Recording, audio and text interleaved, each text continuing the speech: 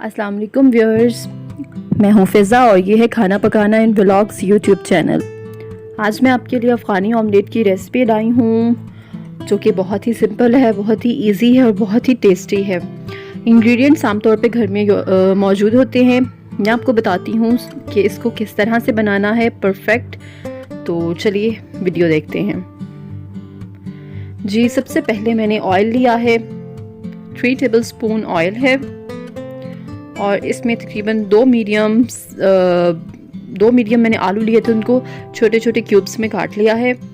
उसे ऑयल में मैं फ्राई करूंगी और तब तक फ्राई करूंगी जब तक वो आधे से ज़्यादा गल नहीं जाते।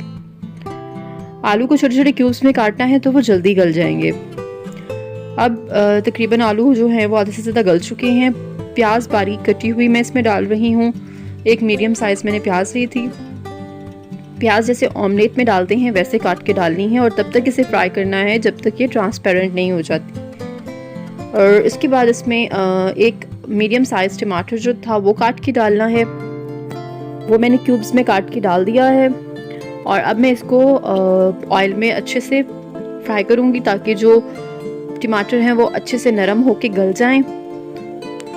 और इसके साथ ही क्या करना है, स्पाइसेस हल्का सा टेस्ट देने के लिए ऐड करने हैं नमक हस्ब जायका, थोड़ी सी लाल कुटी हुई मिर्च ताकि नमक और टमाटरों में अच्छा सा स्पाइसेस का टेस्ट आ जाए, ये फीके ना लगें।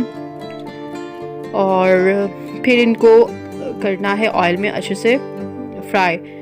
टमाटर देखें तकरीबन घुल चुके हैं और ज़बरदस्ती उनकी जो है वो ग्रेवी सी बन गई है। अब इसको स्पैचुला से इस तरह से मैं दबा दूंगी और हल्का हल्का सा दबाना है, बहुत ज़्यादा नहीं। और इसको दबाने के बाद क्या करना है, अब इसके ऊपर अंडे डालने हैं और इसके ऊपर अमूमन 4 अंडे या 5 अंडे आराम से डाल सकते हैं। ये आप मैंने देखिए इस तरह से अंडा डाला है एक पहला और उसके बाद मैं दूसरा अंडा डाल रही हूँ और इस तरह मैं अंडे डालती जाऊँगी।